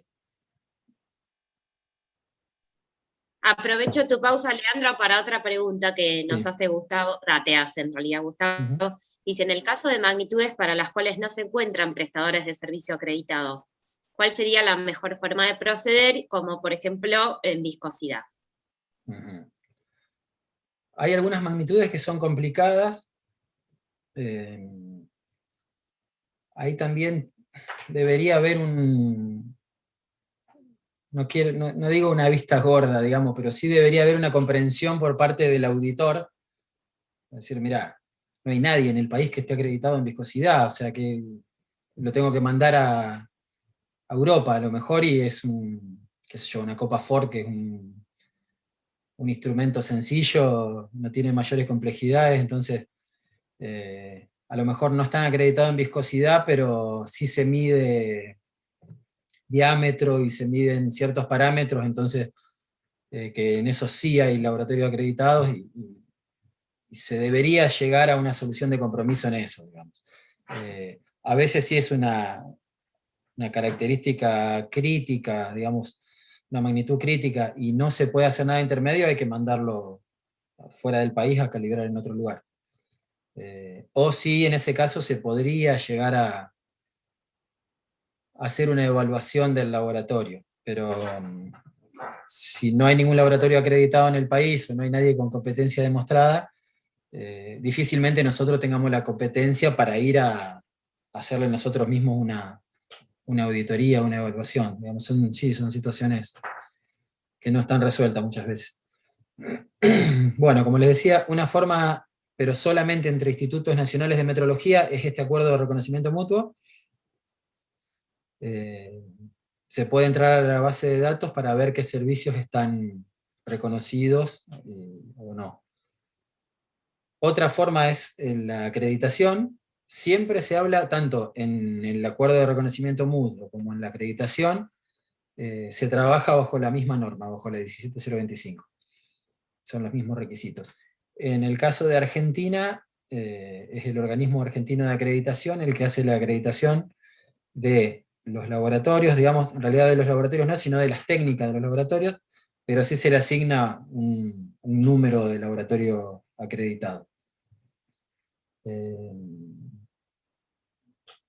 Bueno, el proceso de acreditación implica, es todo un proceso primero formal del laboratorio, tienen que tener un sistema de calidad implementado en base a la de 17025, tienen que tener las condiciones ambientales, los patrones, el personal formado, tienen que tener hasta cierta, esto es un poco como la licencia de conducir, que vamos a pedir la licencia y tenemos que demostrar que sabemos manejar, pero ¿cómo sabemos manejar si no tenemos licencia? Esto un poco pasa eso al principio, que se pide que el laboratorio demuestre la capacidad, pero justamente se pide la acreditación para poder demostrar esa capacidad. Entonces al principio puede haber un poco o se puede pedir que hagan trabajos internos, digamos o muchos laboratorios trabajan sin acreditación, entonces después piden una acreditación y toda esa experiencia que hicieron antes les sirve. Pero bueno, dentro de Argentina está el organismo argentino de acreditación. Antes de que el OAA tenga reconocimiento internacional, venían organismos de afuera. En el INTI estuvimos acreditados con el DKD de Alemania, con UCAS del Reino Unido, con ENAC de España, y cuando el OAA logró el reconocimiento internacional, todos esos organismos como que se retiraron. Y otra forma, que esto hay que aclarar que no es una acreditación, sino que es una supervisión, es el Servicio Argentino de Calibración y Medición, el SAC. El INTI supervisa una red de laboratorios y se hacen auditorías y tienen todas las exigencias de la 17025, pero como el INTI no es firmante del ILAC, que es el organismo multilateral que reconoce los organismos de acreditación, no se da una acreditación, sino que es una supervisión. Hay muchos laboratorios que prefieren el SAC y no el OAA porque bueno, reconocen la capacidad técnica del del INTI y de los auditores del INTI, e inclusive el OAA como norma interna, digamos, no puede aconsejar, digamos, no pueden asistir. Por ejemplo, si el laboratorio tiene o no cumple un punto de la norma, eso es una no conformidad y el auditor no puede sugerirle formas de solucionarlo, digamos. En el SAC, lo que más valoran los laboratorios muchas veces es eso, es que el auditor tiene experiencia y les puede sugerir formas de solucionar el problema, y inclusive hasta el INTI puede brindarle una asistencia técnica aparte. Entonces hay muchos laboratorios que prefieren estar en el SAC, o están en los dos, en el SAC y en el OA. Porque muchas veces cuando tienen que exportar, el OA tiene el reconocimiento internacional para eso porque firman del ILAC. Entonces a veces es un terreno un poco escabroso ese. Inclusive el mismo OA no reconoce los certificados del SAC.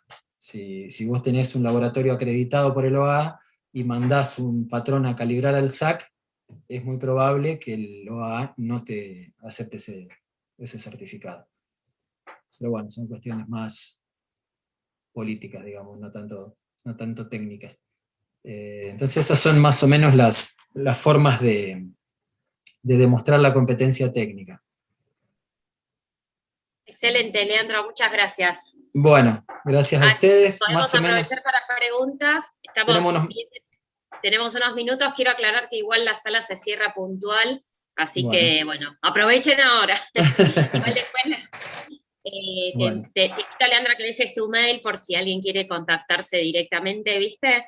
Sí, lo voy a escribir acá en la presentación, si alguien quiere tomar nota.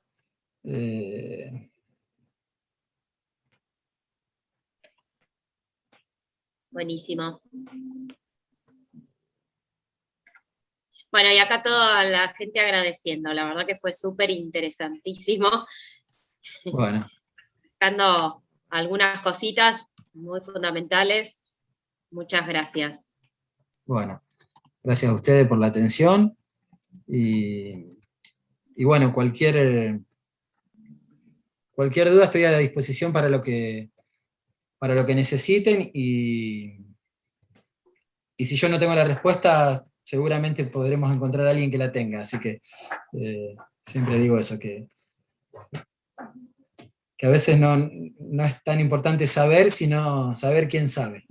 No, y el INTI lo que tiene, que al ser un organismo bastante grande, hay mucha gente con muchísima experiencia, y son todos accesibles, ¿no? Nadie esconde nada. Es más, somos un organismo del Estado justamente para dar asistencia a la industria, así que estamos para eso.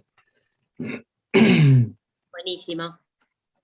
Bueno, todos ahora sí para el chat están todos agradeciendo.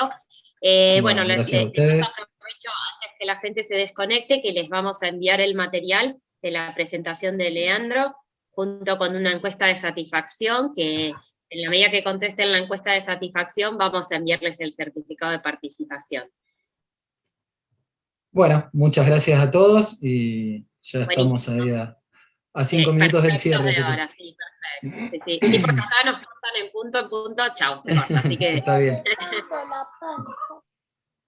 Bueno, te mando después entonces la presentación, así la pueden... Dale, así se la podemos enviar a los que participaron, que ya varios también en el chat la piden. Si querés chusmear el chat, vas a ver que la verdad que les agradecemos un montón de interacción, de opiniones, así que está estuvo bueno, muy movido del chat de cámara.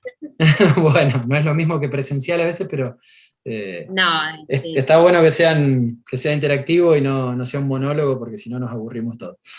Sí. No, y también lo que está bueno es que tenemos gente de distintos países de la región participando, que se anotó, y vos estás en Rafaela, así que también esas son las ventajas de la virtualidad, que nos permite hacer un intercambio mucho más amplio. Sí, está muy bueno eso. Bueno, gente, les dejo. Bueno, buenísimo. Un gusto, Leandro. Bueno, a los que siguen conectados, los invitamos a seguirnos también en el Plan Anual de Capacitación 2021. El próximo módulo, el mes de agosto, va a ser sobre validación de sistemas computarizados, así que a quien le interese podemos, bueno, pueden consultar, si bien al mail que está escaneando el código QR, este código, o al mail PAC 2022, si quieren más información. Les agradecemos un montón por la participación y por escuchar y por participar también, que hoy se ve que el tema fue súper interesante. Así que bueno, muchas gracias a todos y todas.